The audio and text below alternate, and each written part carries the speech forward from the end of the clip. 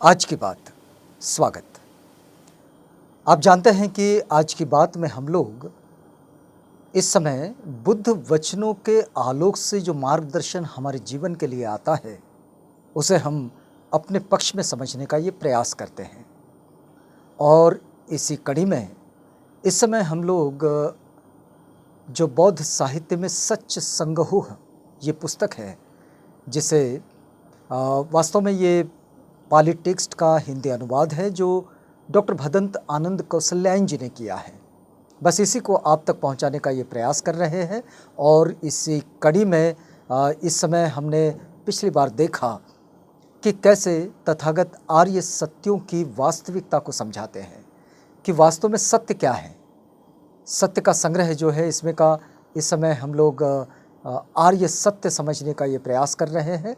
और इसमें हमने पिछली कड़ी में देखा कि कैसे दुख का जो समुच्चय है उसका समुदय कैसे होता है, और ये दुख समुदय आर्य सत्य इस समय हम लोग समझ रहे थे। आइए इसी कड़ी में आगे बढ़ते हैं।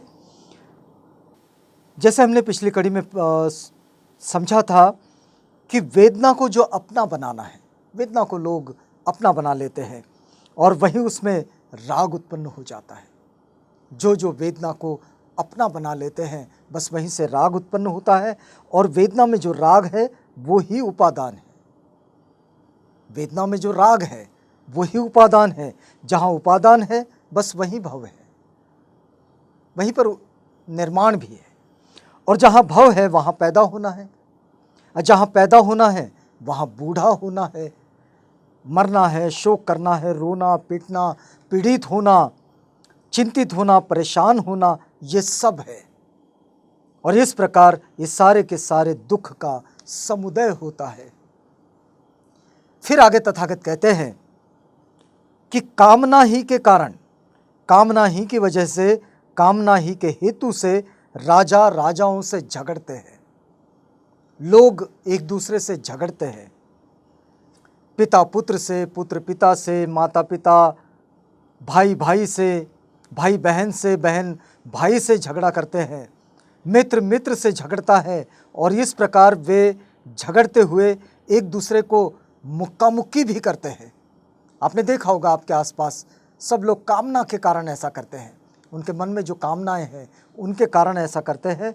और कभी कभी तो ये डंडों से भी पीटते हैं, शस्त्रों से भी प्रहार करते हैं और मर जाते हैं या फिर मरणांत दुख पाते हैं। ये जो सारी स्थितियां बनती है ये इसके कारण बनती है। फिर तथागत कहते हैं कि कामना ही के कारण और काम ही की वजह से चोर घरों में सेंध लगाते हैं, लूटते हैं, उजाड़ डालते हैं, रास्ता रोकते हैं, परस्त्री गमन करते हैं। ऐसे आदमियों को राजा पकड़वाकर तरह तरह के दंड दिलवाते हैं। बिल्कुल ऐसे ही होता है कि लोग चोरी करते हैं, एक दूसरे को लूटते हैं, रास्ता रोकते हैं और फिर दंडित भी होते हैं, दंड पाते हैं। राजा इनको चाबुक भी लगवाते हैं, बेंत से तथा डंडे से पिटवाते हैं, हाथ कटवा देते हैं, पैर कटवा देते हैं, हाथ पैर दोनों कटवा देते हैं, कुत्तों से नुचवा डालते हैं, जीते जी सूली पर चढ़वा देते हैं, तलवार से सिर कटवा डालते हैं, वे मर जाते हैं और मरणांत दुख पाते हैं। ये तथागत समझा रहे हैं भिक्षुओं को और उन उपासक उपासिकाओं को, भिक्षु भिक्षुणियों को, कि जो कैसे ये आर्य सत्य किस तरह का ये दुख का जो समुदाय है, ये समुदाय कैसे होता है।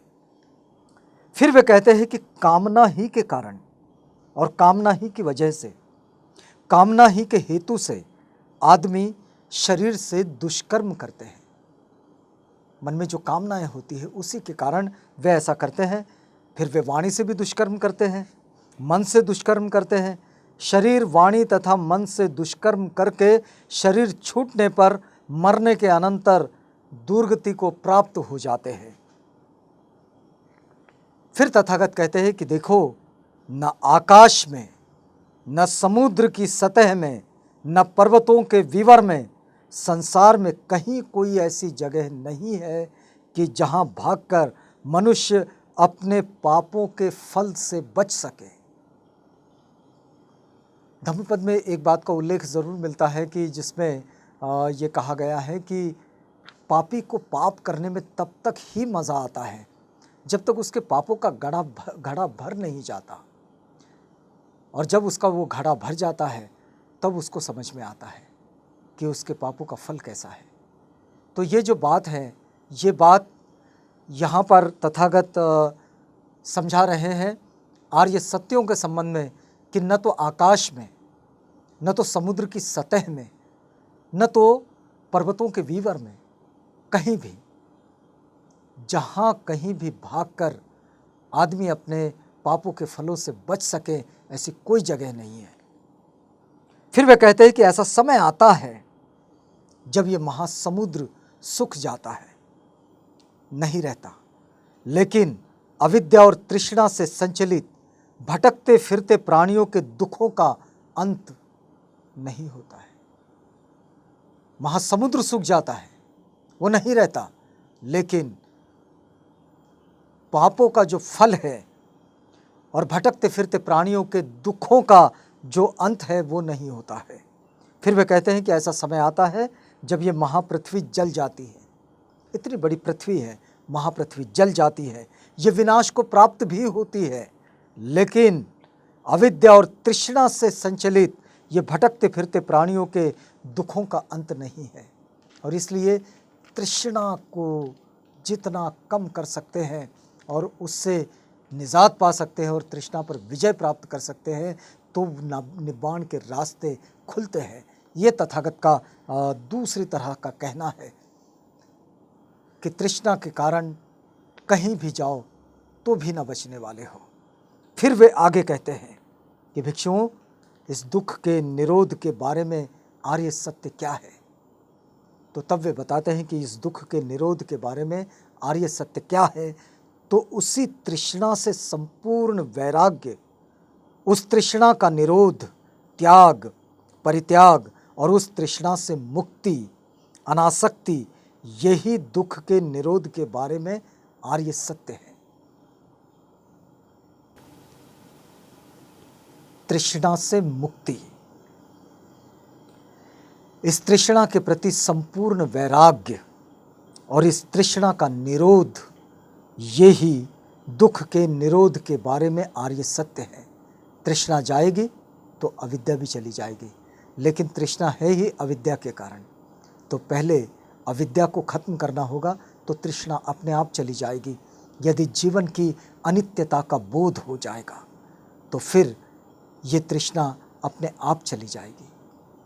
और इस तरह से हम इन चीज़ों को एक बेहतर तरीके से समझ सकते हैं कि देखिए, हमारा जीवन ये हमेशा के लिए ऐसा का ऐसा रहने वाला नहीं है, यह हमेशा बदलता रहता है, और हमेशा जो बदलता रहता है उसको नित्य मानकर चलना, यही हमारे दुखों का कारण भी बन जाता है।